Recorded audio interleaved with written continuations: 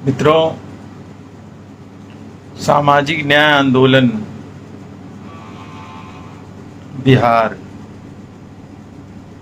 के Facebook page पर आप सभी लोगों का स्वागत है।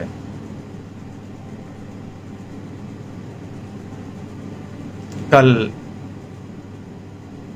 15 अगस्त है।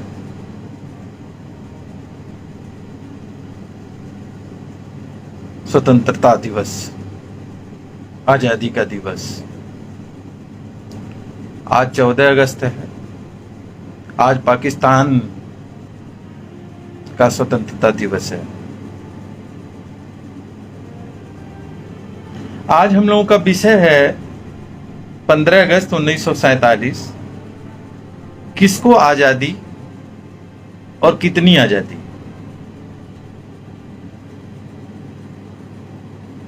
बहुत आश्चर्य होता है, बहुतों को होता होगा कि आखिर 15% जो अपर कास्ट है और 15% अपर कास्ट में भी अपर कास्ट का जो उच्च वर्ग है,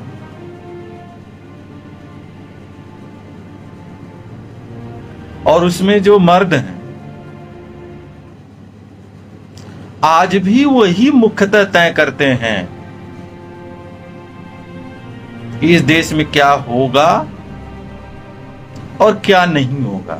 निर्णायक तरीके से वही तय करते हैं, यानी निर्णायक की स्थिति में वही हैं।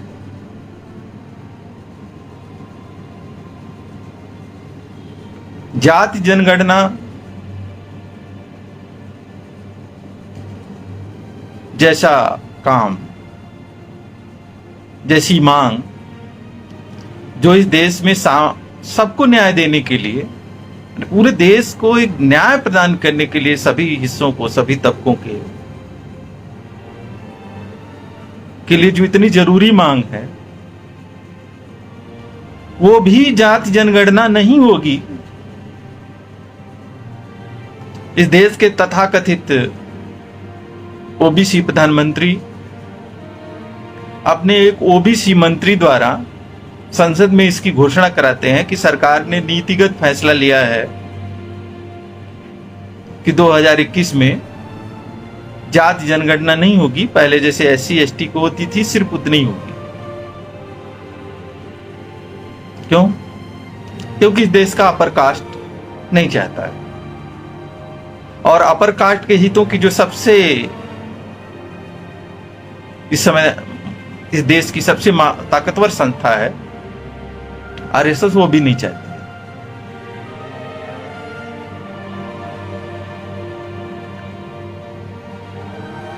ओबीसी को आरक्षण की सीमा 50% से, ओबीसी SC ST के लिए जो आरक्षण की सीमा बना दी गई है 50%, उसको बढ़ाई जाए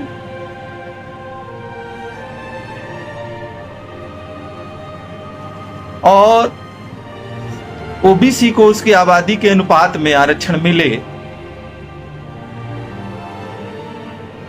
यह भी मांग पूरी नहीं हो पा रही है, क्योंकि इस देश का अपर कास्ट और सत्ता से लेके, नौकरशाही से लेके उच्च न्यायालय, सर्वोच्च न्यायालय, मीडिया, बौद्धिक जगत, विश्वविद्यालय में जो वर्चस्व बनाया हुआ अपर कास्ट है, क्योंकि वो नहीं चाहता। अभी आज मैंने लिखा है, आप सब लोग इस तथ्य को जानते होंगे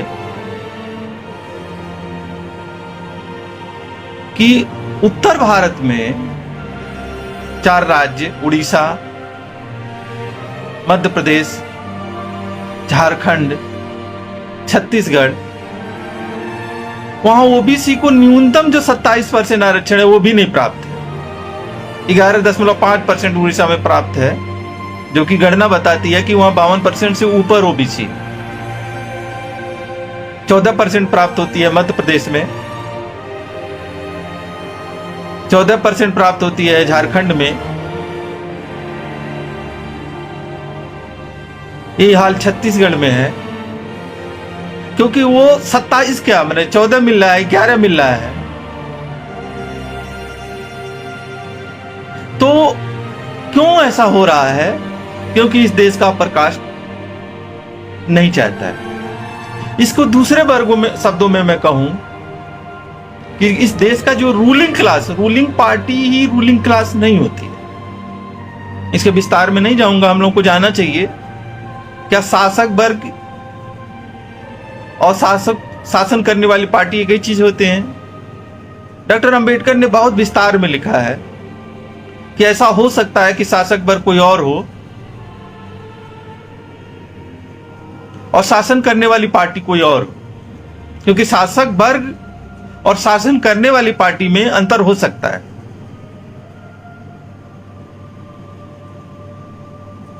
तो आज हम लोग यही जो मैं कह रहा हूं कि आज इस देश के स्रोत संसाधनों पर, राजसत्ता पर, मीडिया पर, विश्वविद्यालय पर, बौद्धिक जगत पर, उच्च न्यायालय पर, सर्वोच्च न्यायालय पर, खेत पर, जमीन पर, उद्योग पर, ये जो चौतरफा उच्च जाति उच्च वर्गीय मर्द हिंदुओं का वर्चस्व कायम है, अगर इसकी जड़ों की तलाश की जाए, और जड़ों की तलाश किया जाना चाहिए, जो इतिहास की तरफ अपना मुंह मोड़ लेता है, भविष्य भी उसकी तरफ से मुंह मोड़ लेता है। अगर हम अब इतिहास नहीं, उसकी जड़ों के इतिहास को समझने का मतलब कि आज जो हमारी समस्याएं हैं उसकी जड़ों को समझना, और तभी हम भविष्य को निर्मित कर सकते हैं। आज हम लोगों के सामने ये प्रश्न है कि 15 अगस्त 1947 को जो आजादी मिली थी, किसको मिली थी, किसको मिली थी और कितनी मिली थी, किसको किसको मिली थी और कितनी मिली थी, ये हम लोगों को आज मुख्यतः इस बात पर बात करें। सबसे पहले मैं डॉक्टर अंबेडकर के, आज मैंने अपने फेसबुक पर भी लगाया है, फिर भी पढ़ रहा हूं, डॉक्टर अंबेडकर के एक कोटेशन को पढ़ना चाहता हूं, जो आजादी के एक साल पहले 1946 में उन्होंने यह बात कही थी। हिंदुओं और मुसलमान, उनका कोटेशन है, एज इट इज, हिंदुओं और मुसलमानों की लालसा स्वाधीनता की आकांक्षा नहीं, यह सत्ता संघर्ष है। स्वाधीनता एक ही नहीं होती है, सत्ता का संघर्ष और स्वाधीनता का संघर्ष, यहां जाओ समझ लीजिए, आजादी का संघर्ष और सत्ता का संघर्ष एक ही नहीं है। अंबेडकर साफ शब्दों में, यह सत्ता का संघर्ष है, स्वाधीनता की आकांक्षा नहीं है, यह सत्ता का संघर्ष है, जिसे स्वतंत्रता बताया जा रहा है। यानी सत्ता का संघर्ष ही स्वतंत्रता होता है, सत्ता और स्वतंत्रता पर्याय हैं, ऐसा न समझें। जिसे स्वतंत्रता बताया जा रहा है, कांग्रेस मध्यम वर्गीय हिंदुओं की संस्था है,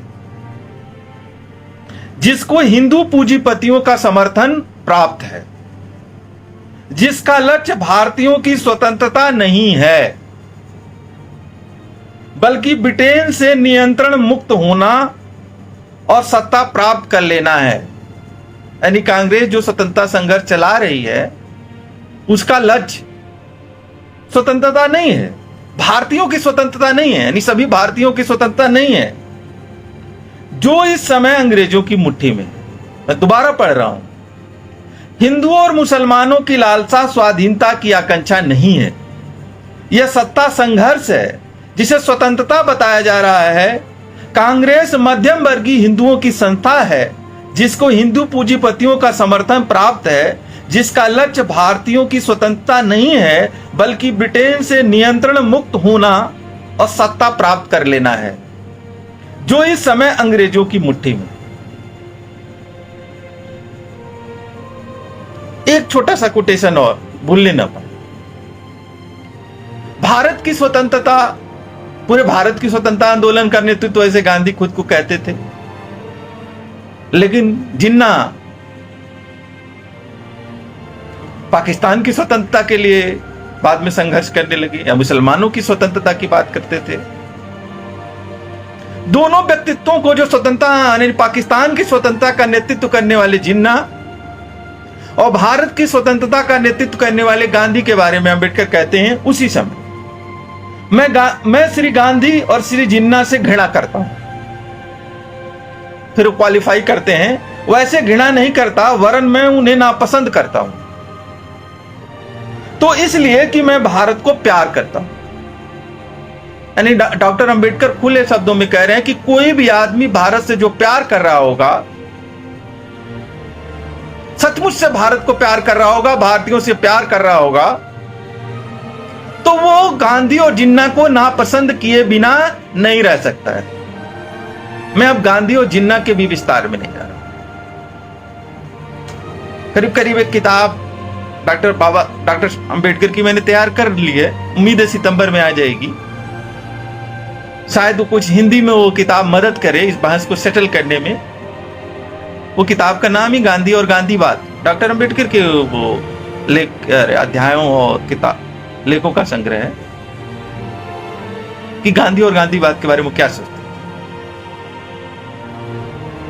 असल में डॉक्टर अंबेडकर ने अब यहां दो चीजें, स्वतंत्रता, जब किसी इस देश में आप किसी भी बात पर विचार करें तो दो बातें बिल्कुल न भूलें। एक तो भारत के सामाजिक समूहों को न भूलें और इसके साथ ही साथ आर्थिक समूहों को भी न भूलें। किसको आजादी मिली और कितनी आजादी मिली, इस पर हम लोगों को बात करने के लिए इस पर जरूर बात करना चाहिए कि किस सामाजिक समूह को आजादी मिली और किस आर्थिक समूह को आजादी मिली।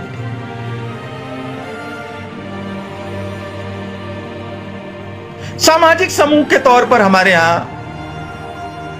स्पष्ट तौर पर तीन कैटेगरियां हैं, चार बल्कि कैटेगरियां आप कह सकते हैं। एक वर्ण व्यवस्था की कैटेगरी है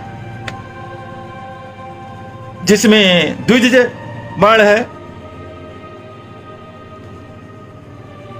जिसे द्विज कहते हैं, उसमें ब्राह्मण क्षत्रिय वैश्य तीन आ जाते हैं एक ही में, जो द्विज हैं।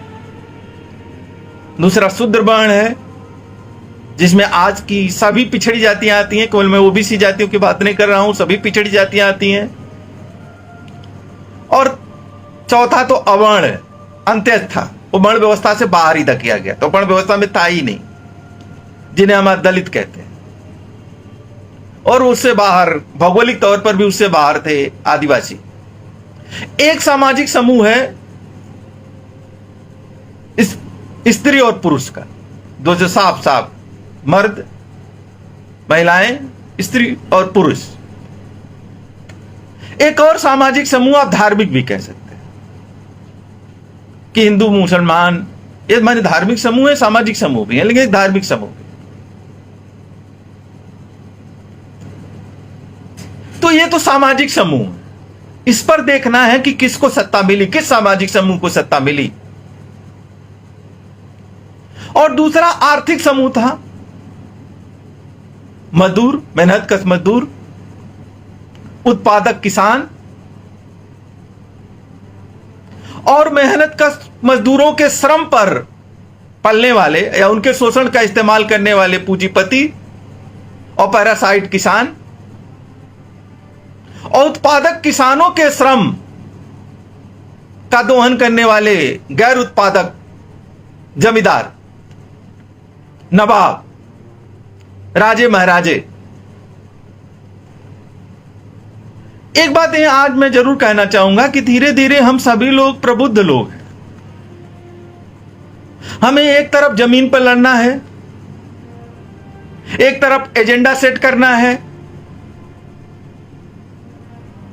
एक तरफ सड़कों पर उतरना है, लेकिन दूसरी तरफ हमको इस देश के इतिहास का भी विश्लेषण करना है, इस देश के समाजशास्त्र का भी विश्लेषण करना है, इस देश के अर्थशास्त्र का भी विश्लेषण करना है, इस देश को देख आइडियोलॉजी का भी विश्लेषण करना है।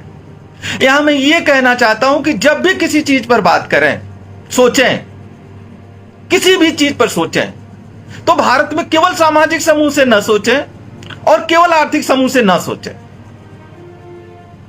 क्यों? भारत के वामपंथियों से जो बड़ी गलती हुई, अन्य बातों को छोड़ दिया जाए, तो भारत एक सामाजिक समूह में बटा हुआ और ऐसे विपरीत सामाजिक समूह में बटा हुआ है जिसके आर्थिक, सामाजिक, सांस्कृतिक, राजनीतिक हित बिल्कुल ही अलग अलग है। वो आर्थिक समूहों में बटा हुआ है, लेकिन वो सामाजिक समूहों में भी बटा हुआ है। इसको भी समझने की कोशिश करें और कहीं कहीं वही सामाजिक समूह आर्थिक समूह है, वही आर्थिक समूह सामाजिक समूह है। जैसे जब हम दलित कहते हैं, दलित एक सामाजिक समूह है, लेकिन इस देश के जितने शारीरिक श्रम किए जाने वाले हैं, औद्योगिक सरबराह जिसे कहते हैं, फैक्ट्रियों के सारे शारीरिक श्रम और फैक्ट्रियों के जो शारीरिक श्रम है और खेतिहर मजदूर के रूप में शारीरिक श्रम है, उसका सबसे बड़ा हिस्सा शारीरिक श्रम का जो करता है वो दलित समुदाय है। अब उजड़े हुए आदिवासी भी उसमें शामिल हो रहे हैं। उसमें तीसरा कौन कौन शामिल है सबसे ज्यादा? अति पिछड़ी जातियां, जिसमें जो कभी सेवक समुदाय हुआ करती थी। उसमें कुछ जातियां हैं जो शिल्पकार होती थी। सेवक समुदाय आप जानते होंगे गांवों में, जैसे पिछड़ी जातियों में जैसे कहार होते थे, कुम्हार होते थे, राजभर होते थे, बहुत सारी जातियां थी जो सेवा कार्य करती थी। शिल्पकार लोहार होते थे, बढ़ई होते थे। और उसमें पिछड़ी जातियों से जो उत्पादक कृषक जातियां थे, उसमें भी मजदूर का बड़ा हिस्सा है। यानी जब आप मजदूर वर्ग कहते हैं, औद्योगिक मजदूर वर्ग कहते हैं, तो औद्योगिक मजदूर वर्ग को सामाजिक समूह के रूप में अगर आप देखें तो उसका सबसे बड़ा हिस्सा दलित है, कुछ आदिवासी हैं, फिर पिछड़ी जातियों का जो सेवक समूह था, शिल्पकार समूह था, और उसके अलावा जो पिछड़ी जातियों का उत्पादक समूह, कृषक समूह, पशुचारक समूह, वो भी उस श्रमिकों में शामिल है। हाँ, उसमें अपर कास्ट के भी कुछ एक छोटा हिस्सा, एक लेयर शामिल है श्रमिक के रूप में। लेकिन जब आप भूमिहीन मजदूर देखेंगे, खेतिहर भूमिहीन मजदूर, तो भूमिहीन मजदूरों में अपर कास्ट नहीं दिखाई देती, नहीं के बराबर। खेतिहर ग्रामीण समाज का जो खेतिहर भूमिहीन मजदूर है, उसका सबसे बड़ा हिस्सा दलितों से बना हुआ है। उसका एक हिस्सा अति पिछड़ी जातियों का भी है, लेकिन सबसे ज्यादा इन्हीं दोनों से। तो एक आर्थिक समूह, लेकिन यही सामाजिक समूह है।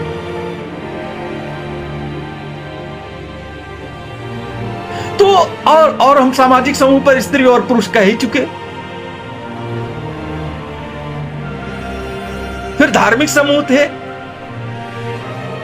अब यहां हम विचार करें कि आजादी किसको और कितनी मिली, किस सामाजिक समूह को मिली और किस आर्थिक समूह को मिली।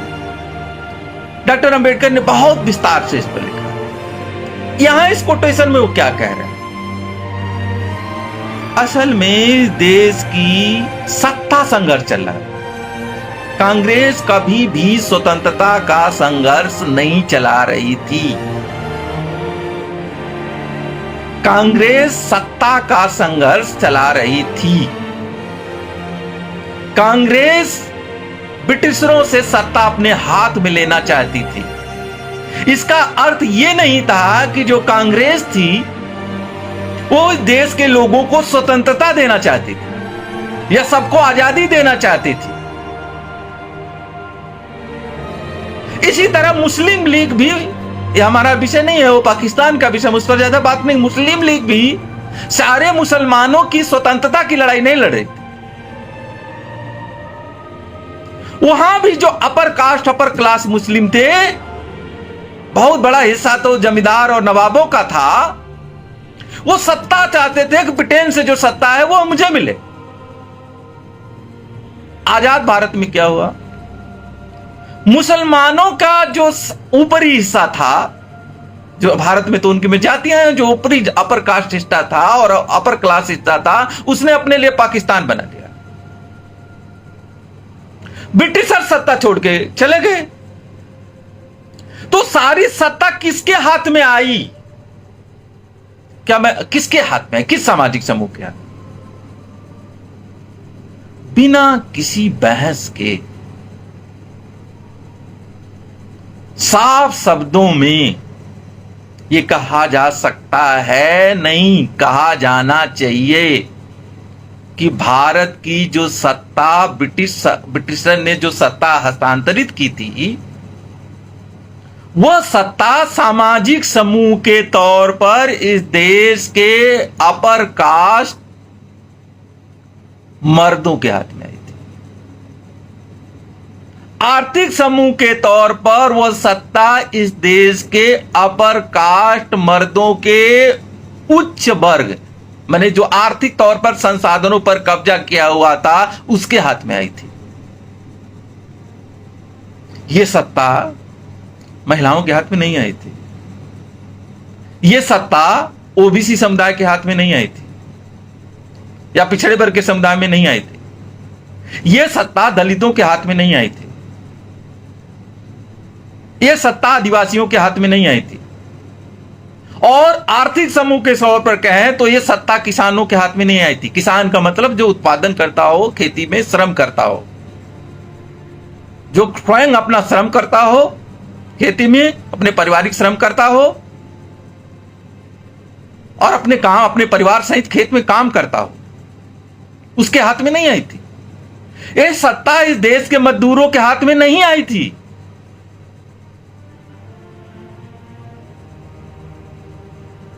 तो सामाजिक समूह के तौर पर और आर्थिक समूह के तौर पर इस देश का जो वंचित समुदाय था, जो अंग्रेजों के पहले से भी शोषित उत्पीड़ित समुदाय था, जो अंग्रेजों से पहले से भी गुलामी का शिकार समुदाय था, वो सत्ता उसके हाथ में नहीं आई थी। न इस देश की जब आजादी मिली थी तो न तो महिलाओं को आजादी मिली थी, न तो दलितों को आजादी मिली थी, न तो पिछड़े वर्ग के बड़े हिस्से को आजादी मिली थी,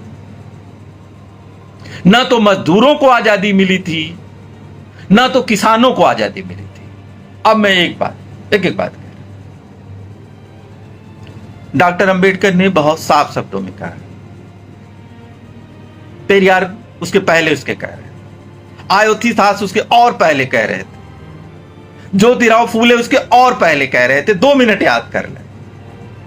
जैसे देश में वीर सावरकर के शब्दों में और बहुत सारे लोगों के शब्दों में कहा जाता है कि 1857 का स्वतंत्रता संग्राम, प्रथम स्वतंत्रता संग्राम में जीत जाता तो देश उसी समय आजाद हो जाता। ज्योतिराव फूले 1857 के स्वतंत्रता संग्राम का उन्होंने मूल्यांकन किया। 1857 के स्वतंत्रता संग्राम में अगर जीत मिल जाती भारतीयों को, तो सत्ता किसके हाथ में आती?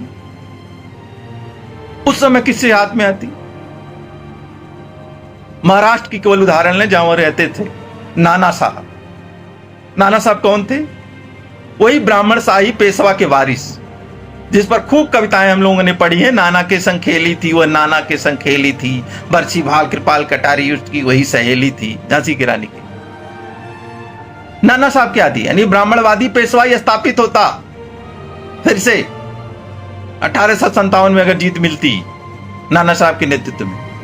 मैं उसके विस्तार में नहीं जाता। अयोध्यादास कहते थे, अयोध्यादास की तमिलनाडु के पेरियार से पहले हैं और बहुत ही जबरदस्त लीडर है, सोशल थिंकर है, दार्शनिक है, दलित परिवार में जन्म लिए कि स्वराज किसके लिए। पेरियार भी यही सवाल बार बार उठाते हैं कि स्वराज किसके लिए? आर्यों का स्वराज, ब्राह्मणों का स्वराज, क्योंकि तमिलनाडु ब्राह्मणों का ही बच्चा, छत्ती तो नहीं के ब्राह्मण थे। ब्राह्मणों का स्वराज, किसका स्वराज, किसकी आजादी? आर्यों की आजादी, ब्राह्मणों की आजादी, मर्दों की आजादी, पूंजीपतियों की आजादी। उन्होंने साफ साफ लिखा है, श्रमिकों की तुलना में पूंजीपतियों की आजादी, किसानों की तुलना में जमींदारों की आजादी। अभी मैंने रामपुर गया था, क्या थी इस देश की आजादी? रामपुर में, रामपुर जहां कमल भारती सर रहते हैं, रामपुर जिला भी है, रामपुर में अगर शहर में आप जाएंगे तो शहर के बड़े हिस्से की जो जमीनें, बड़े बड़े जो किले, जो आम के बागीचे हैं, उस पर किसका कब्जा है? रामपुर के नवाब परिवार। दरभंगा चले जाइए तो ब्राह्मण राजा था, दरभंगा की जमीन जायदाद राज परिवार का देख लीजिए बिहार में। तो जो आजादी मिली थी, असल में सच बात यह है कि 1947 से पहले इस देश के अंदर अपर कास्ट, मर्द और अपर क्लास इतना ताकतवर तो भारतीय इतिहास में कभी भी नहीं था, और विशेषकर ब्राह्मणों के नेतृत्व में। और ब्राह्मण, क्योंकि पुष्यमित्र शुंग का भी जो राज्य था उसका भौगोलिक इकाई कितनी थी? कुछ उत्तर भारत के एक छोटे से इलाके तक। पेशवा का कितना इलाका? ब्राह्मण शाही राजा थे। कौन क्षत्रिय राजा हुआ? पृथ्वीराज कितना बड़ा इलाका था? और भी क्षत्रिय राजाओं जो अपने को पक्का क्षत्रिय करते उनका राज बताइए। बड़े सारे राज्य तो जो कायम हुए थे, वो बिंबिसार है, मौर्य साम्राज्य है, अशोक का साम्राज्य है, गुप्त का साम्राज्य है, इसमें तो कोई भी ब्राह्मण और प्रकाश नहीं था। और बाद में मुगल साम्राज्य के बड़े साम्राज्य कायम हुआ, वो भी नहीं था। और ब्रिटिश साम्राज्य भी कायम हुआ तो बड़ा क्षेत्र में फैला हुआ, वो भी नहीं अपर कास्ट था, वो भी ब्राह्मण नहीं थे। असल में इस देश में 1947 में पहली बार अपर कास्ट का इतने बड़े, एक तो मुस्लिम जो कि पुराने वो शासक रहे थे, और शासन सत्ता के तंत्र में जमीन जायदाद, राजनीति, सेना, खेल खिलाड़ी सब में उनका हिस्सा था, क्योंकि वो शासक वर्ग पुराने थे। वो शासक वर्ग का वो हिस्सा एक बड़ा दावेदार हो सकता था हिंदुओं के शासन के हिस्से में, तो पाकिस्तान बन गया, उसमें चला गया। थोड़े जो शासक वर्ग के वहां बचे थे, यहाँ के शासन तंत्र में शामिल हो गए थे अपर कास्ट के मुस्लिम और उच्च वर्गीय मुस्लिम। पासवान उसमें थोड़ी थे, गरीब उसमें मुस्लिम थोड़ी थे। तो वो तो शासक वर्ग एक दावेदार था, वो चला गया, ब्रिटिशर चले गए। तो पहली बार इस देश के अंदर 1947 में जो सत्ता आई, वह पूंजीपति वर्ग के जिसे अपर कास्ट के हाथ में आई। पूंजीपति वर्ग अम्बेडकर साफ साफ लिख कर रहे हैं कि हिंदुओं की, मध्यवर्गीय हिंदुओं की पार्टी है, और इसको जो हिंदू पूंजीपति है उसका समर्थन प्राप्त है। जमींदारों का समर्थन तो प्राप्त ही था। तो पहली बार 1947 में इतने बड़े पूरे देश पर अपर कास्ट, विशेषकर ब्राह्मणों का राज सत्ता कायम हो गई, शासक वर्ग के रूप में वो कायम हो गए। इतने बड़े पैमाने पर कभी भी ब्राह्मणों की सत्ता और अपर कास्ट की सत्ता इस देश में कायम नहीं हुई थी। सेना पर उनका नियंत्रण हो गया, पुलिस पर उनका नियंत्रण हो गया, नौकरशाही पर पूरी तरह उनका नियंत्रण हो गया। सारे मुख्यमंत्री मैक्सिमम ब्राह्मण, प्रधानमंत्री तो ब्राह्मण थे ही। उसके अलावा नौकरशाही मैं चर्चा कर चुका हूं, उच्च न्यायालयों में उनका वर्चस्व कायम हो गया, मीडिया पर उनका वर्चस्व कायम हो गया। यानी देश की जितनी संस्थाएं, जिन्हें लोकतांत्रिक संस्थाएं कहा जाता, सब पर उनका वर्चस्व कायम हो गया। सब चीजों पर उनका वर्चस्व कायम। 45% लोकसभा में, दूसरी लोकसभा में 45% सांसद अकेले ब्राह्मण जात के थे। मैक्सिमम राज्यों के आजादी के बाद जो मुख्यमंत्री बने थे वो सब ब्राह्मण थे। आप सारे बड़े सचिव, नौकरशाहों की सूची बना लीजिए, वो सब ब्राह्मण, मैक्सिमम ब्राह्मण और अपर कास्ट के थे। सेना का उसके बाद कॉम्बिनेशन देखिए तो कौन लोग थे? सिर्फ जो संस्थाएं बनी थी देश की, सुप्रीम कोर्ट उसको देख लीजिए, चुनाव आयोग देख लीजिए, सीबीआई, ईडी, जो भी संस्थाएं बनी उस पर किसका वर्चस्व, जो लाइब्रेरी बने, जो विश्वविद्यालय बने, वो जो यहां तक विदेशों में राजदूत नियुक्त हुए, भारत के प्रतिनिधि नियुक्त हुए, मीडिया जो बनी, वो सब पर उनका वर्चस्व का है। वो इतना बड़ा वर्चस्व अपर कास्ट का कभी भी, अपर कास्ट, विशेष तौर पर अपर कास्ट हिंदू मर्दों का इतना बड़ा वर्चस्व कभी भी भारत के इतिहास में कायम ही नहीं हुआ था। मुस्लिम माइनॉरिटी हो गए थे मुसलमान, और ज्यादातर शासक वर्ग और ताकतवर मुस्लिमों का बड़ा हिस्सा तो पाकिस्तान चला गया था। अब कोई पूछ सकता है, अब अगर हमसे आप पूछें तो पहला प्रश्न ये, पहली बात ये कि 15 अगस्त 1947 को जो सत्ता मिली, पूर्ण आजादी मिली किसी को, पूर्ण आजादी, जिसका सपना तिलक देखा करते थे, जिसका सपना लंबे समय से सबसे मुखर सपना देखते थे तिलक, और साफ साफ शब्दों में कहते थे कि वो चाहते थे कि अंग्रेज हटें और ब्राह्मण उनकी जगह पर शासन सत्ता में आए, और साफ शब्दों में कहते थे कि उसमें गाली देके कहते थे कि कोई फलाना चलाना, इनकी क्या उसमें जरूरत है। तो जो स्वप्न देखा था तिलक ने, वो स्वप्न पूरा हुआ, और अपर कास्ट के अपर क्लास मर्दों को पूर्ण आजादी मिल गई देश में। आज भी वो पूरी तरह आजाद है। अपर कास्ट, अपर क्लास भी मैं उसमें कह रहा हूं, मर्दों को इस देश में पूर्ण आजादी 15 अगस्त 1947 को मिली थी। और इस बार जब पूर्ण आजादी मिली थी और सत्ता में आई थी, तो वो पूर्ण आजादी का जिसके खिलाफ इस्तेमाल करना चाहें, जिसको दबाने के लिए इस्तेमाल करना चाहें, जिसका शोषण करने के लिए इस्तेमाल करना चाहें, उन्होंने उसकी आजादी उनको मिल गई, और उन्होंने उसका इस्तेमाल भी बखूबी किया। अब यह प्रश्न उठता है कि क्या और किसी को कुछ भी नहीं मिला?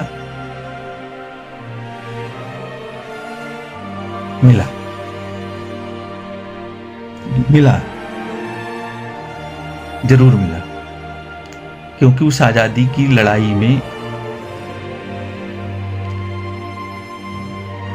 उस आजादी की लड़ाई के दौरान सभी संघर्ष कर रहे थे। जो जितना संघर्ष कर रहा था,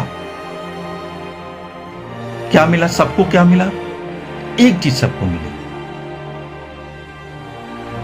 एक मजदूरों का भी संघर्ष काफी था, आदिवासियों का संघर्ष काफी था, बहुजन नायक तो पूरे से ही लगातार संघर्ष कर रहे थे पूरे देश में, अंबेडकर जिसके बड़े नेता बन के उभरे थे, महिलाएं भी हिस्सेदार थी, दबाव बहुत ज्यादा था, सत्ता के मालिक के रूप में अपर कास्ट, उच्च जाति, उच्च वर्ग मर्द आए सत्ता में, लेकिन एकदम मनमाना करने के लिए, वो पूरी तरह से मनमाना करें इसके लिए आजाद नहीं थे, क्योंकि दूसरे तबके, सामाजिक समूह और आर्थिक समूह भी संघर्ष कर रहे थे। कम्युनिस्ट पार्टियां, वामपंथी पार्टियां अपनी कमियों कमजोरियों के साथ जैसी भी थीं, वो मजदूरों की, किसानों की लड़ाइयां लड़ रही थीं। तेलंगाना में संघर्ष तीखा चला था, हथियारबंद संघर्ष था, बहुत व्यापक संघर्ष था, तो वामपंथी पार्टियां भी लड़ रही थी। स्वयं अंबेडकर ने पहले लेबर पार्टी ही बनाई थी, वो भी मजदूरों के संघर्ष में शामिल थे, और लंबे समय तक, बड़े सबसे देर तक चलने वाली पार्टी तो उनकी लेबर पार्टी ही थी। स्वयं पेरियार भी मजदूरों, सिंगरौली के साथ मिलकर के मजदूरों के संघर्ष के मोर्चे पर भी संघर्ष कर रहे थे, किसानों के संघर्ष पर भी संघर्ष कर रहे थे। फूले का तो आप जानते हैं, किसान का कोड़ा और किसानों के संघर्ष के लिए कितना, साहू जी महाराज मैं बात आपसे कर ही चुका हूं, कितने बड़े पैमाने पर किसानों के लिए उन्होंने संघर्ष किया था और काम किया था। तो किसानों का संघर्ष चल रहा था, मजदूरों का भी संघर्ष चल रहा था, और सामाजिक समूह पर दलितों का भी संघर्ष चल रहा था। आदिवासी भी अपने हक हकूक के लिए बहुत पहले ही लड़ रहे थे, जब अंग्रेजों के खिलाफ कोई भी नहीं लड़ रहा था, तो उस समय सबसे पहले आदिवासी ही लड़ रहे थे। तो एक चीज हुई, वो ये हुई कि एक संविधान सिद्धांत की एक घोषणा होती है ना, जैसे सिद्धांत रूप में ये घोषणा कर दी गई कि इस देश के सभी लोग जाति, धर्म, रंग, लिंग, क्षेत्र, भाषा के बिना समान है। सिद्धांत रूप में घोषणा हो गई, एक आदर्श वाक्य सिद्धांत के रूप में संविधान में यह घोषणा हो गई। दूसरा, जाति, धर्म, लिंग, क्षेत्र, भाषा का भेदभाव किए बिना सबको, हर वयस्क को वोट का अधिकार होगा और चुनाव में लड़ने का भी अधिकार होगा, चुने जाने का भी अधिकार होगा, यानी जिसको सार्वभौमिक वयस्क मताधिकार, और उसी से निकला हुआ है कि चुने जाने का अधिकार। एक दूसरी चीज, जब यह घोषणा हो गई सब लोग इक्वल है, तो सिद्धांत रूप में यह बात कह दी गई कि इसके पहले जो अनइक्वल होने के सिद्धांत स्मृतियों, धर्म ग्रंथों, कुरान, बाइबिल या किसी भी धर्म ग्रंथ से चले जा रहे थे, वो सब खारिज किए जाते हैं। सब सिद्धांत रूप में, और सिद्धांत रूप में सबको सार्वभौमिक वयस्क मताधिकार मिल गया। सिद्धांत रूप में घोषणा कर दी गई कि जो ज्यादा वोट पाएगा वही सरकार बनाएगा, वही इसी संविधान के रूप में सत्ता चलाएगा। यानी सिद्धांत रूप में राजाओं का, नवाबों का, जमींदारों के शासन की समाप्ति की घोषणा कर दी गई। सिद्धांत रूप में मजदूरों को दासता से, यानी दास बना करके अब कोई किसी से मजदूरी नहीं करा सकता है, सिद्धांत रूप में इसकी घोषणा कर दी गई। क्योंकि और तबके भी लड़ रहे थे और इतना दबाव था, उसके बिना कांग्रेस या अपर कास्ट या रूल नहीं कर सकता था। अब देखिए, एक छोटे सामाजिक समूह के रूप में सबसे पहले दलितों को लेते हैं। अंबेडकर ने कहा था और बहुत लोगों ने कहा कि हर दलित टोला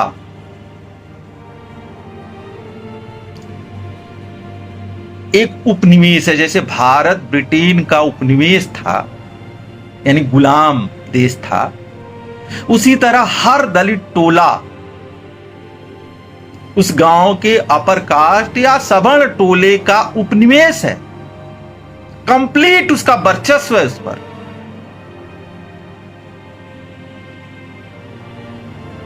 और जैसे ब्रिटेन के खिलाफ संघर्ष करके भारत को आजाद होना है, होने का हक है, उसी तरह दलित टोलों को अपर कास्ट वर्चस्व से उस गांव के अपर कास्ट या सवर्ण, अन्य इसमें कुछ पिछड़े भी आते हैं, के वर्चस्व से मुक्त होना है।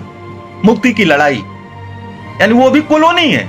जैसे भारत एक कॉलोनी था ब्रिटेन का, वैसे हर दलित टोला सवर्ण टोले की कॉलोनी है। मैं आपसे पूछता हूं, क्या दलित टोला, जैसे भारत स्वतंत्र हो गया, ब्रिटिश सत्ता देके चले गए, क्या गांव का दलित टोला गैर दलित सवर्ण या अपर कास्ट टोले के वर्चस्व से मुक्त हो गया? किसी का उत्तर हां नहीं हो सकता। अरे छोड़िए, बड़ी बड़ी बातें तो छोड़िए, अभी वो मूंछ नहीं रख सकता है। अभी हाल में लड़की ने मूंछ दाढ़ी रखी, बढ़िया मूंछ रखी थी, तो वो पकड़ करके और नाई कान ला कर कुछ खिलवा दिया। मूंछ लेने रखने पर हत्या। घोड़ी पर नहीं चढ़ सकता है, बुलेट पर नहीं चढ़ सकता है, ठीक से उस सड़क से नहीं गुजर सकता, पुरुष के लिए हुआ। गांव का प्रधान हो जाए जनरल जगह तो उसकी हत्या हो सकती है। भूल से अगर किसी अपर कास्ट लड़की ने शादी कर लिया, अभी आपने एक दो भी लड़के का कहानी देखी हो, ब्राह्मण लड़की से शादी कर लिया तो उसकी गड़ासा काट काट करके हत्या की जा सकती है। मैं ये पूछ रहा हूं और सबको ये पूछना चाहिए कि जो ये कॉलोनी थी, यानी हर गांव में एक उपनिवेश था, दलित उपनिवेश, जो वर्चस्व था, एक जो एक टोला पूरा ही गुलाम था। जैसे देश गुलाम होता है, उसको आजादी मिली? इसका उत्तर है ना, बिल्कुल नहीं। आज भी दलित टोले अगर बराबरी की मांग कर दें, आनंद तेलतुंबड़े ने ठीक ही लिखा है, अगर दलित ये मांग करने लगे और गांवों में की अति पिछड़ी जातियां जैसे कहार, नाई, कुम्हार विशेषकर, कि हम बराबरी पर ही आपके बैठेंगे, आपके बराबर बात करेंगे, आप हमारा नाम लेके संबोधित करेंगे तो हम भी आपका नाम लेके ही संबोधित करेंगे, आप हमको नमस्कार प्रणाम नहीं करेंगे तो हम आपको भी नमस्कार प्रणाम नहीं करेंगे। मैंने गुजरात का पूरा दिया था कि अगर नमस्कार ने आज दलित करे तो क्या बीतेगी उसके साथ। तो कहते हैं कि वो पूरा गांव में गृह युद्ध शुरू हो जाएगा। हर गांव में गृह युद्ध इस नाते एक चल रहा है अभी चुपचाप, लेकिन खुला गृह युद्ध नहीं चल रहा, हथियार बंद और खुला वो, और कहीं कहीं चलता भी है। अगर ये शुरू कर दें बराबरी की लिए, जो संविधान में लिखा हुआ है उसको लागू करवाने के लिए उतर आए, तो रक्तपात का केंद्र हो जाएंगे गांव। नहीं वो कॉलोनी आजाद हुई, वो गुलाम कॉलोनी।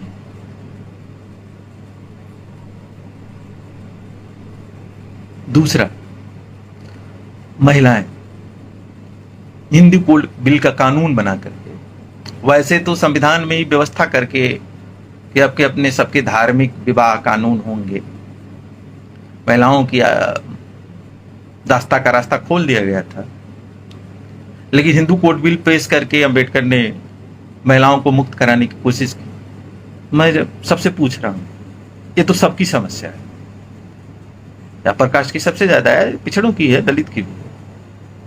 महिलाएं आजाद हो गई हैं। अगर किसी घर में महिलाएं, जो संविधान में उनको हक मिला हुआ है कि हर मामले में बराबर हैं, अगर वो बराबरी व्यवहार में उतारने लगे, जैसे दलित गांव में उतारने लगे अगर व्यवहार में बराबरी, और अति पिछड़े उतारने लगे, सामाजिक बराबरी की मैं अभी बात कर रहा हूं, आर्थिक तो छोड़ दीजिए, तो हर घर में रक्तपात मच जाएगा। हम में से बहुत सारे लोग बर्दाश्त नहीं कर पाएंगे।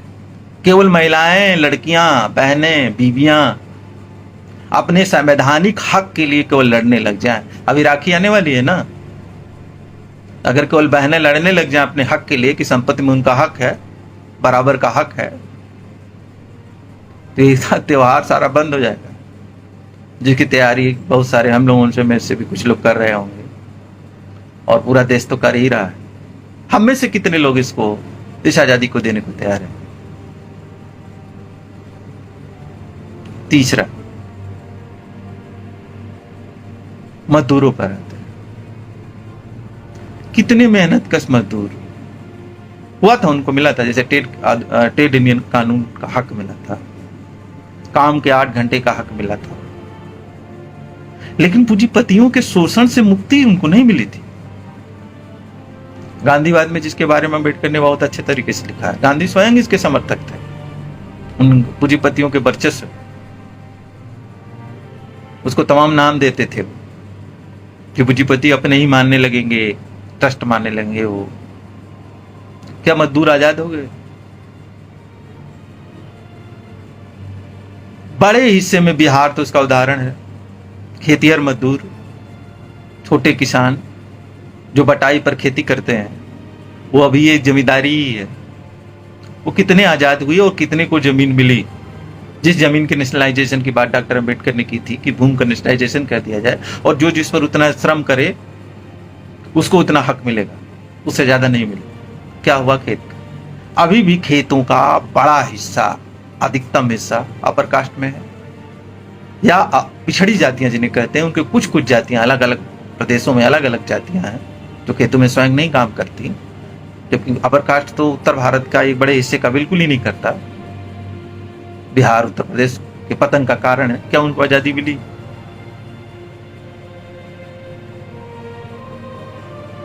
तो जो आजादी मिली थी, वो आजादी मिली थी पूंजीपतियों को। पूंजीपति कौन थे? आज भी कौन है? ज्यादातर अपर कास्ट के, जो अब कारपोरेट में बदल गए हैं, वो भी अपर कास्ट के। आपके पास आंकड़े होंगे, 42-44% ब्राह्मण हैं, ऐसे ही कुछ 42-44% बनिया हैं, शेष और कुछ अपर कास्ट। सारे कारपोरेट पूंजी पर जो 73% जिस चीज की पूंजी है उस पर उन्हीं का नियंत्रण है, पूंजीपति वर्ग के रूप में जिसे हम जानते हैं। और वो अपर कास्ट भी हैं और वही अपर क्लास भी है और बहुसंख्यक हिंदू हैं।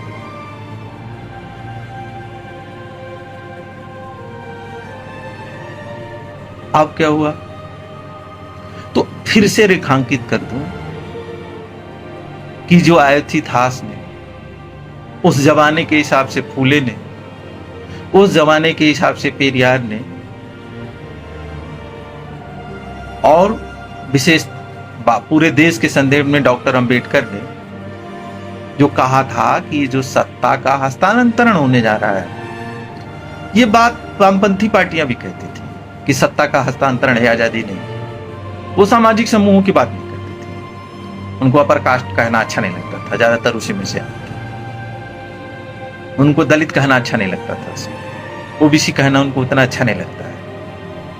उनको वो शब्द प्रिय है केवल कि मजदूर कहा जाए, किसान कहा जाए, पूंजीपति कहा जाए। वो अपर कास्ट पूंजीपति हो तो मुझे पूंजीपति का, अपर कास्ट कहते हैं नाक बाँव सिकोड़ने लगते हैं।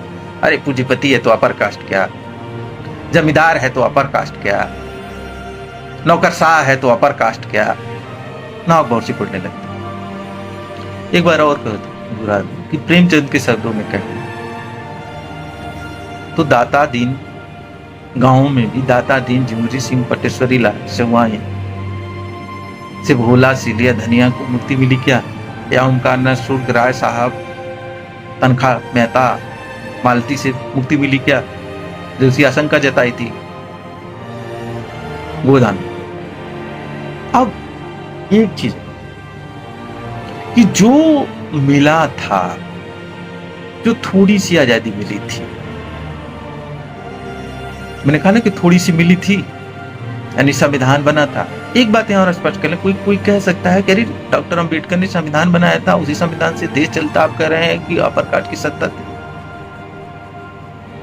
95% संविधान सभा के जो सदस्य थे वो कांग्रेसी थे, बहुसंख्यक हिंदू थे, बहुसंख्यक अपर कास्ट थे, राजे रड़वाड़े थे, कुछ नवाब भी थे। 6% लोगों के वोट से करीब करीब वो पूरी संविधान सभा चुनी गई थी। उसमें अंबेडकर जैसे लोगों को भी प्रवेश मिल गया था विभिन्न कारणों से। और डॉक्टर अंबेडकर ने भरपूर कोशिश की कि एक सैद्धांतिक दस्तावेज के तौर पर एक मुकम्मल दस्तावेज बना दिया जाए, जिससे हिंदुओं की जो धार्मिक संहिता के आधार पर दस्तावेज चलता है, कम से कम सिद्धांत रूप में उससे मुक्ति मिल जाए। और अंबेडकर ने जब संविधान प्रस्तुत किया तो कहा ही था कि हमको राजनीतिक आजादी, यानी एक वोट और सबके चुने जाने का हक तो मिल गया है, लेकिन सामाजिक और आर्थिक समानता हासिल नहीं हुई, राजनीतिक समानता हासिल हुई है। और अगर ये नहीं हासिल हुई तो राजनीतिक समानता को भी निगल जाएगी। ये कहना कि जैसा अंबेडकर चाहते थे वैसा संविधान बनाना है, ये कहना अपने आप में संविधान सभा के 2 से ऊपर एग्जैक्ट मुझे इस समय याद नहीं आ रहा मेंबर हैं, उनमें अकेले अंबेडकर कितना क्या कर सकते थे। और दूसरी, संविधान में जो लिखा हुआ सैद्धांतिक घोषणाएं थी, जैसे उसमें एक सैद्धांतिक घोषणा तो ये भी थी, अनुच्छेद 340 अंबेडकर लिख के गए थे कि पिछड़ा वर्ग की पहचान की जाएगी और उनको आरक्षण दिया जाएगा, दी जा सकती है, लेकिन उसको मिलने में तो 40 साल लग गए। महिलाएं बराबर हैं, लेकिन जब हिंदू कोड बिल पेश किए तब तो पूरा राजेंद्र प्रसाद से लेके आरएसएस से लेके और वल्लभ सब लोग क्या हो गए, खिलाफ हो गए, तो हिंदू कोड बिल तो पास नहीं हो पाया अंबेडकर के रहते। यानी महिलाओं को जो सिद्धांत में कहा गया था और जब व्यवहार में उनको आजादी देने की बात हुई तो हासिल नहीं हुआ। अल्पसंख्यकों को कुछ संरक्षण के विशेषाधिकार थे तो सब खत्म हुआ, सबसे असुरक्षित अल्पसंख्यक ही। तो जो थोड़ा सा मिला था वो भी अब खो रहा है। 2014 में जो अपर कास्ट को नियंत्रित करने के लिए जो थोड़ा संविधान, संस्थाएं और इंस्टीट्यूशन लोकतांत्रिक थे, वोट क्या वो था, अपर कास्ट कॉरपोरेट ने अपने पूंजी के दम पर और अपर कास्ट आरएसएस ने अपनी बौद्धिक ताकत के दम पर, संगठनिक ताकत के दम पर जो थोड़ा सा मिला था वो भी अब छीन लिया। धीरे धीरे वो भी छीना जा रहा है। आरक्षण को का एक बड़ा हिस्सा तो प्राइवेटाइजेशन करके, जैसे LIC की 4 संस्थाएं कल प्राइवेटाइज हो गई, तो सबसे ज्यादा LIC में दलित नौकरी पाए हुए थे, बहुत सारे लोग समृद्ध हुए, बहुत सारे लोग उसमें से निकले, अब वो तो प्राइवेटाइज हो गया, अब उसमें तो कोई आरक्षण नहीं होगा। एक तरीका तो ये निकाल लिया गया कि बड़े चीज का प्राइवेटाइजेशन, यानी जो थोड़ा प्रतिनिधित्व भी मिला था वो भी खत्म। फिर चुनाव पर करीब करीब आर्थिक वर्चस्व ऐसा कॉर्पोरेट ने कायम कर लिया है कि एक ही पार्टी को 76% सारा जो चंदा मिल रहा है वो एक पार्टी को दे रहे हैं, वही upper caste corporate, upper caste Hindu party को। तो 14 में एक घटना घटी कि जो थोड़ी सी आजादी, पूरी आजादी तो upper caste upper class Hindu मर्दों को मिली थी, लेकिन जो थोड़ी सी आजादी अन्य सामाजिक और आर्थिक समूह को मिली थी, जैसे काम के घंटे 8, वो भी खत्म। ट्रेड यूनियन का अधिकार रक्षा क्षेत्र में पूरी तरह खत्म, और ऐसे नियम बनाए गए हैं कभी तरह, यानी मजदूरों को सुराया। मजदूरों की आजादी खत्म होने का मतलब मजदूरों का बड़ा हिस्सा तो दलितों का ही है, अति पिछड़ी का है, कुछ OBC का है, उनके अधिकार, उनके जो संरक्षण के कानून थे वो खत्म लेबर कोड के माध्यम से। जो किसानों को कुछ हक मिले थे वो किसी बिलों के माध्यम से खत्म। जो संवैधानिक संस्थाएं थी जो लोगों के हितों की रक्षा कर रही थी, उस पर कंप्लीट RSS और भाजपा ने वर्चस्व कायम कर लिया। अब उनके टूल बन गए हैं CBI, यानी जो थोड़ा मिला था वो भी खत्म। तो आजादी के 73-74 साल बाद, 73 साल बाद, वैसे तो नेहरू का युग भी सतीश देशपांडे ने लेख लिखा था, कभी देखना चाहिए कि नेहरू का युग भी कंप्लीट अपर कास्ट वर्चस्व का युग है, लेकिन उसको नियंत्रित करने के लिए कुछ ताकत थी। वो ताकत भी 2014 में मोदी के नेतृत्व में, RSS के नेतृत्व में, हिंदुत्व और RSS और अपर कास्ट का गठजोड़ ने वो ताकत भी छीन ली। अब कहीं भी किसी भी सड़क पर चलते मुस्लिम की लिंचिंग, जय श्री राम बुलाना, नेशनल दस्तक के किसी संवाददाता से जय श्री राम बुलाना, जबरदस्ती, ये शुरू हो गया। तो मैं अपनी बात खत्म करते हुए ये कहना चाहता हूं कि एक तो ये जान लीजिए, पर काफी डिबेट भी हो सकती है, कि इस देश में 15 अगस्त 1947 को जो आजादी मिली थी, मैं बार बार दोबारा एक ही बात कह रहा हूं, वो upper caste upper class Hindu मर्दों को आजादी मिली थी।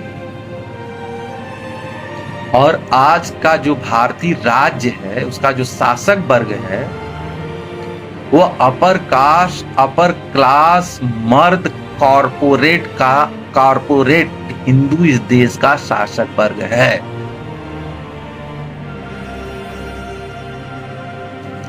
और कोई भी इस देश को सही में लोगों के लिए स्वतंत्र बनाना, जैसे कहते हैं सार्वभौमिक यूनिवर्सल जस्टिस, यूनिवर्सल जिस जस्टिस की कल्पना करते थे बहुजन नायक फूले पेरियार अम्बेडकर अन्य लोग, वो यूनिवर्सल जस्टिस अगर कोई हासिल करना चाहता है तो न केवल उसे सामाजिक समूहों को आजादी, दलितों को आजादी, पिछड़ों की आजादी, यानी बराबरी, संसाधनों में समान हिस्सेदारी, न केवल राजनीतिक सत्ता में बल्कि आर्थिक सत्ता में, धार्मिक सत्ता में, सांस्कृतिक सत्ता में, नौकरियों में, शिक्षा में, जीवन के सभी क्षेत्रों में समान हिस्सेदारी। लेकिन अगर इतने ही तक सीमित रहे, और जो आर्थिक समूह है, दलितों का बड़ा हिस्सा क्या है, स्लम बस्तियों में रहता है शहरों की। स्लम बस्तियां किनकी हैं? दलितों की हैं, जिनके पास पानी नहीं, जिनके पास लाइटिंग नहीं है, जिनके पास रहने की जगह नहीं है, जिनकी पत्नी के नहाने का लिए कोई प्राइवेट जगह नहीं है। ये 90% सुपर हिस्सा किसका है? दलित मैक्सिमम है, कुछ पिछड़ी जाती हैं, आदिवासी हैं, पिछड़ी जाती है, यही तो है। तो मजदूरों के हक में अगर हम नहीं लड़ेंगे तो इसका मतलब दलितों के उन हिस्सों को जो मेहनत कश हैं या खेतिहर मजदूर हैं उनको छोड़ दें। उत्पादक किसान कौन है? पिछड़ी जातियों के हैं, अति पिछड़ी जातियों के हैं। कुछ जगह दलितों के हाथ में भी जमीन है, जैसे पंजाब वगैरह के इलाके में, देश के और इलाकों में। तो उनको किसी बिल पास होने दें, उनको छोड़ दें। वो लोग पिछड़े नहीं है, वो दलित नहीं है। क्योंकि वो आर्थिक समूह पर नाम लेते ही पिछड़ा दलित नहीं रह जाता कोई, क्योंकि हमारा वामपंथ से किसी बात पर मतभेद है। जैसे हम वही वामपंथियों की वही गलती दोहराएं कि वो आर्थिक समूह का नाम इस कदर लेते रहे कि सामाजिक समूह जो इस भारत की सच्चाई है इतनी बड़ी, उसको भूल ही जाते थे। और हम सामाजिक समूह के नाम पर जो इतनी बड़ी सच्चाई आर्थिक समूह है, मेहनतकश वर्ग है, मेहनतकश दलितों से बना है, पिछड़ी जातियों से बना है, आदिवासियों से बना है, उसको छोड़ दें, किसानों को छोड़ दें जो पिछड़ी जातियों से सबसे ज्यादा बने हुए हैं, कुछ उनमें दलित जातियां भी हैं, और खेतिहर मजदूर इसी खेती से जुड़ा हुआ, उसको छोड़ दें। इस देश में अंग्रेजों के आगमन से पहले, कबीर के समय से, रैदास के समय से, वासवन्ना के समय से,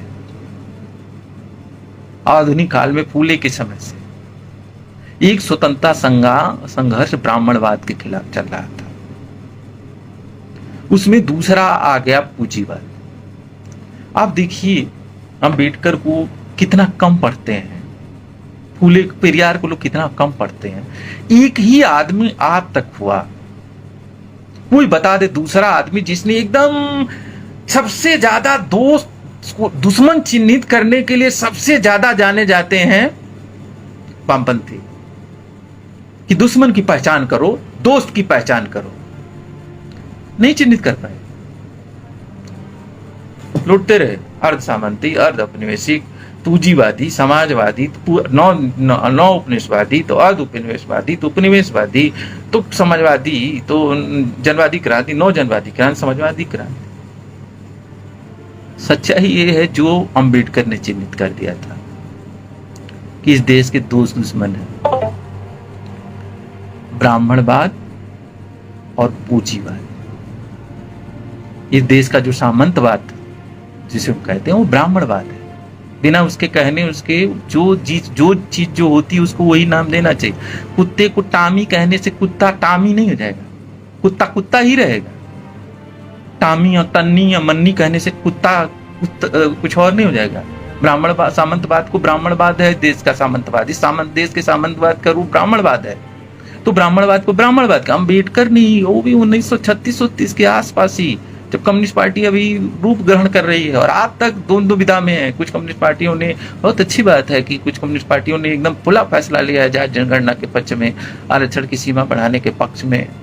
CPI ML लिबरेशन ने पोजीशन ली है, बहुत अच्छी बात है, उनका स्वागत करना चाहिए, उनके प्रति धन्यवाद देना चाहिए। कुछ तो आगे बढ़े। तो अंबेडकर ने चिन्हित की देश के ब्राह्मणवाद और पूंजीवाद से आजादी का संघर्ष अभी बाकी है। वो शुरू तो हो गया बहुत पहले, ब्राह्मणवाद से बहुत पहले शुरू हो गया था, बुद्ध के जमाने से थोड़ा थोड़ा हो गया था, लेकिन वो उतना बड़ा वर्चस्व तब नहीं था। लेकिन कबीर के जमाने से, रैदास के जमाने से, वासवन्ना के जमाने से ब्राह्मणवाद के खिलाफ संघर्ष तो खूब तीखा चल रहा है। अब ब्राह्मणवाद पूंजीवाद एक दूसरे से एकदम मिल गए। पहले अंग्रेजों के जमाने में थोड़े बहुत अलगाव भी था, अब एकदम पूरी तरह मिल गया। ब्राह्मणवाद पूंजीवाद, पूंजीवाद ब्राह्मणवाद, पूंजीवाद में ब्राह्मणवाद घुसा हुआ है, ब्राह्मणवाद में पूंजीवाद घुसा हुआ है। ऐसा नहीं है ब्राह्मणवाद से लड़ लेंगे या पूंजीवाद को छोड़ देंगे, या पूंजीवाद से लड़ेंगे ब्राह्मण, एक को छोड़ करके लड़ ही नहीं सकते। तो आज आजादी के पूर्व स्वतंत्र 15 अगस्त 1947 जो भारत की आजादी, भारत कोई अमूर्त चीज तो है नहीं, कोई नक्शा तो होता नहीं है, देश लोग होते हैं। आज हम लोग अगर 15 अगस्त उसको सोच रहे हैं तो ये सोचें कि इस देश को ब्राह्मणवाद और पूंजीवाद से कंप्लीट मुक्ति चाहिए। इसी में अल्पसंख्यक समुदाय, मुसलमानों में विशेष तौर पर पसमानदा और जो गरीब मुसलमान, ईसाइयों में भी भयानक तरह का जातिवाद है। एक कब्र तक में नहीं जाने जाते, एक जगह जहां वो होती है लोगों को दफन किया जाता है वहां तक अलग अलग घुसने नहीं देते, चर्च तक अलग हो। तो पूंजीवाद और ब्राह्मणवाद दोनों के खिलाफ खुला संघर्ष आजादी का छेड़ने का समय आ गया है। इसमें अपर कास्ट वर्चस्व भी टूटेगा, तोड़ना बहुत जरूरी है। अपर कास्ट मर्दों के वर्चस्व को तोड़ना और अपर कास्ट उच्च वर्गीय कॉर्पोरेट और पूंजीपतियों के वर्चस्व को तोड़ना। इसी में सामाजिक समूह के तौर पर दलित, अति पिछड़ी जातियां, महिलाएं, धार्मिक अल्पसंख्यक, आदिवासी, एक चीज का नाम भूल ही गया मैं, नेशनलिटीज, चाहे वो पूर्वोत्तर की हो चाहे कश्मीर की हो, सबकी आजादी इसमें निहित है। हाँ, इस देश में अपर कास्ट के धनी उच्च वर्गीय संसाधनों के मालिक मर्द पूरी तरह आजाद हो गए थे 47 में, आज भी और आजाद हैं। लेकिन देश का बहुसंख्यक हिस्सा आज भी पीड़ित और शोषित है, थोड़ा कम या थोड़ा ज्यादा। 47 साल की लड़ाइयों से थोड़ा फर्क पड़ा है, लेकिन ये फर्क गुण में नहीं पड़ा है, मात्रा में थोड़ा सा फर्क पड़ा है। मैंने आंकड़े देके बताया कि वर्ण व्यवस्था एज इट इज जारी है, वो क्रम ऐसे श्रेणी क्रम बना हुआ है। एक आदमी ऊपर चला गया, एक आदमी नीचे चला गया, इससे नहीं होगा। तो कौन आजाद हुआ, किसके माथे से गुलामी चाहिए? तो मैं ये कह रहा हूं कि आज भी इस देश पे आजादी की लड़ाई का लड़े जाने की जरूरत है, जो सबके लिए हो, हर सामाजिक समूह के लिए जो शोषित उत्पीड़ित वंचित है, अन्याय का शिकार है, और हर आर्थिक समूह के लिए जो शोषित उत्पीड़ित वंचित है शिकार। और आर्थिक सामाजिक समूह यहाँ बटे हुए नहीं है, मैं बार बार कह रहा हूँ, जो सबसे उत्पीड़ित सामाजिक समूह है वही आर्थिक तौर पर सबसे शोषित समूह है, जो सबसे आर्थिक तौर पर शोषित उत्पीड़ित समूह है वही सामाजिक तौर पर सबसे शोषित उत्पीड़ित समूह है, सर्वाधिक। तो एक ब्राह्मणवाद और पूंजीवाद के खिलाफ अगर हम लड़ाई का संकल्प लें, तो आज का दिन चाहे आने वाले कल के दिन पर हमारा संकल्प यही होना चाहिए, जो कंप्लीटली आजाद हो गए हैं उनको, वो अपने सार झंडे, हमें विरोध नहीं कर रहे हैं। ब्रिटिशर गए, अच्छा ही वो अंग्रेज, कोई बात ऐसा नहीं है कि अंग्रेजों को जानना नहीं चाहते थे, अरे हमारे अम्बेडकर नहीं चाहते थे या पेरियार नहीं चाहते थे, वो चाहते थे, लेकिन नहीं चाहते थे अंग्रेज जाएंगे तो सत्ता किसके हाथ में आएगी, ये निर्णय तो हो जाना चाहिए, और जो कल्पना करते थे वही हुआ। तो ब्रिटिशर गए, इस देश के लिए अच्छी बात है। तो अपर कास्ट ने सत्ता पर कब्जा कर लिया, अब सत्ता पर सत्ता का हस्तांतरण हो गया, वही पुरानी सत्ता चलती रही, जो ब्रिटिश चलाते वो अपर कास्ट चलाने लगी अपने हित में। तो एक आजादी के नए संघर्ष की पूरे देश को जरूरत है, और मैं साफ शब्दों में कह दूं कि इसकी जो भारत में वैचारिकी का केंद्र होंगे वो बहुजन विचारक चिंतक होंगे, जिसमें भगत सिंह, राहुल शंकर जैसे लोगों को भी शामिल करेंगे, जो भारतीय जमीन पर चिंतन मनन कर रहे थे। और विश्व के पैमाने पर इसमें मार्क्स, एंगल, लेनिन, उन लोगों से भी बहुत सारी मदद मिलेगी, क्योंकि ब्राह्मणवाद को समझने के लिए हमें फूले से लेकर के आप तक की बहुजन परंपरा मदद करेगी, लेकिन पूंजीवाद का बहुत समझने के लिए हमें मार्क्स के पास जाने की जरूरत पड़ेगी। तो हम इन दोनों से चूंकि हमको लड़ना है, तो वहां हमें मार्क्स की जरूरत पड़ेगी। यहाँ हमारी बहुजन परंपरा ब्राह्मणवाद से लड़ने के सारे हथियार मुहैया कराएगी। तो हमारी आजादी, बहुसंख्यक आबादी की आजादी अधूरी है, कुछ को बिल्कुल नहीं मिली है, कुछ को बहुत थोड़ी सी मिली है, कुछ को बहुत कम मिली, और कुछ पूरी तरह आजाद हैं। अपर कास्ट, फिर से बार बार दोहरा रहा हूँ, अपर कास्ट, उच्च वर्गीय मर्द, हिंदू मत पूरी तरह आजाद है। शेष लोग कोई कम कोई ज्यादा गुलाम है, कोई बहुत ज्यादा गुलाम है, उसको आजादी नहीं मिलेगी। मित्रों, मैं अक्सर घंटे भर बोलता हूँ, पता नहीं आदत सी पड़ गई है। आज भी आप लोगों का बहुत ज़्यादा समय लिया, शुक्रिया। सामाजिक न्याय आंदोलन मंच के किसी एक साथी का मैं नाम नहीं लेता हूँ, क्योंकि इस सामाजिक न्याय मंच के बहुत सारे साथी हैं जो इसको चला रहे हैं, कर रहे हैं, तो उनके सभी के प्रति शुक्रिया। और आप लोगों ने सुना है, इतने 1 घंटा सुनना आसान काम नहीं होता है, तो आप सभी लोगों के शुक्रिया, अभिवादन। नमो बुद्धाय, जय।